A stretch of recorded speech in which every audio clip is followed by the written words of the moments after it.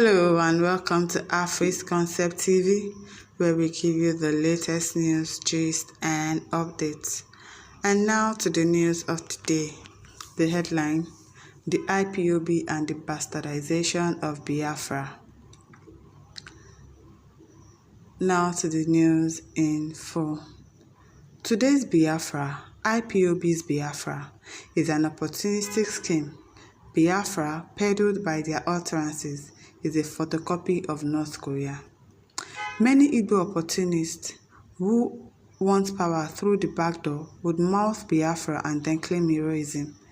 And any who disagrees with them or their methods becomes a traitor who must be contained. Their Biafra is a counterfeit scheme for personal aggrandizement and vainglory. Igbos are fond of Biafra, and with pervasive hopelessness, that feeling of nostalgia of what almost once was becomes more irresistible. So the foot soldiers, the ordinary Okada riders, artisans, and others who are members of the IPOB are genuine. They want better standards of living, they want food and security, they want electricity and jobs, they feel excluded, so they want Biafra where they may belong. But they are unfortunate, they are mere pawns of the IPOB. The leadership of the IPOB is inhibited by megalomania, perpetually reveling in bouts of delusions of grandeur, perpetually freed from all the bounds of civility by their all-encompassing charlatanism. When it is not the childishness of being a self-appointed supreme leader, it is the recklessness of thoughtless forays into the authenticity of Jesus Christ. When they are not frothing hate speeches from all orifices and making fellow Igbos who live amongst other tribes in distant places nervous, they are announcing a map of Biafra that will provoke the immediate neighbors of Igbo. The truth is that, despite the crippling shortcomings of its leadership, the IPOB has thrived. There is a growing army of unemployed and underemployed youth. They didn't see the war, so their exuberance is not deterred by the horrors of that war, and they have heard enough and seen enough to feel like second-class citizens.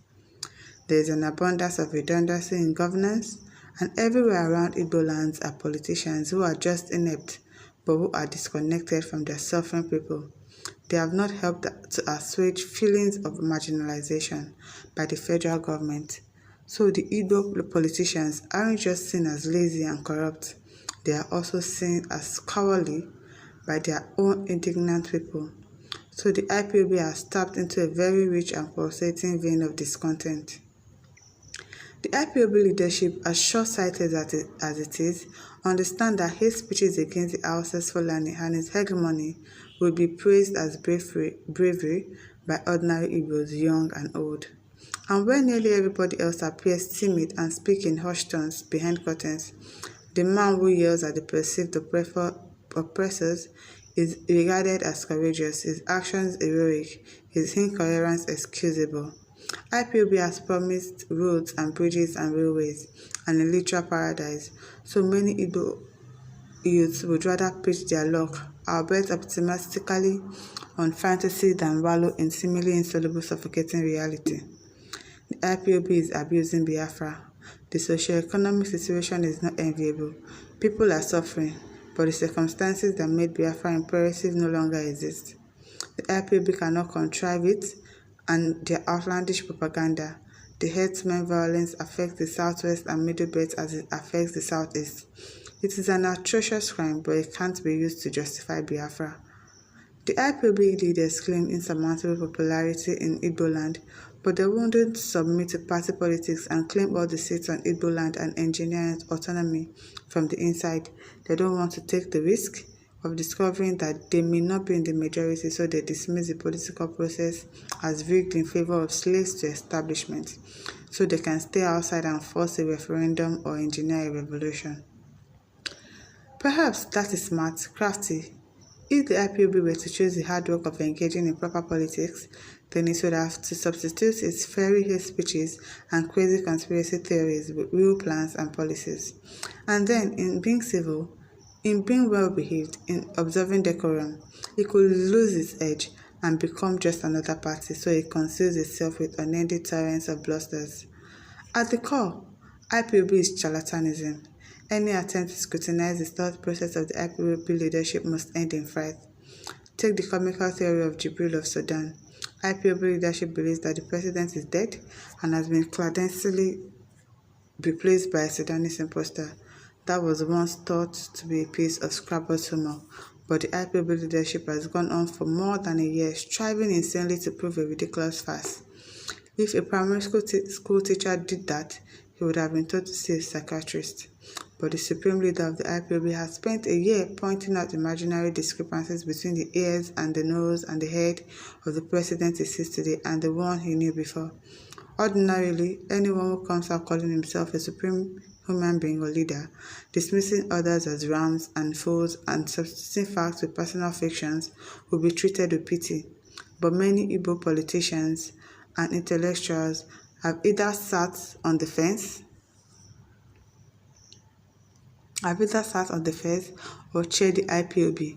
Politicians can be excused. They often regard opportunism as good politics. They want to win elections. They don't want to contend with IPOB.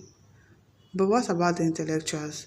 They say that they understand the imperfections of the IPOB and the abuse of the concept of Biafra, but they will support anything that brings about the disruption of a tried and failed system that has stifled the region and exacerbated ill feelings left by the war. But there is a risk. It is always risky to ride a tiger. The IPOB may not be a terrorist group, but the government proscribed the IPOB because many, including many elected Igbo government officials, feared the political monsters was growing out of control. The IPOB planned to enforce a boycott of the election. The IPOB leader had threatened to behead the president. There was a growing local feeling of apprehension about the IPOB despite his claim of innocence. The whimsicality of his autocratic leadership was his real albatross. The supreme leader has also ordered the governor whom many describe as the best Igbo governor, be disgraced. He was labeled Wodo a traitor.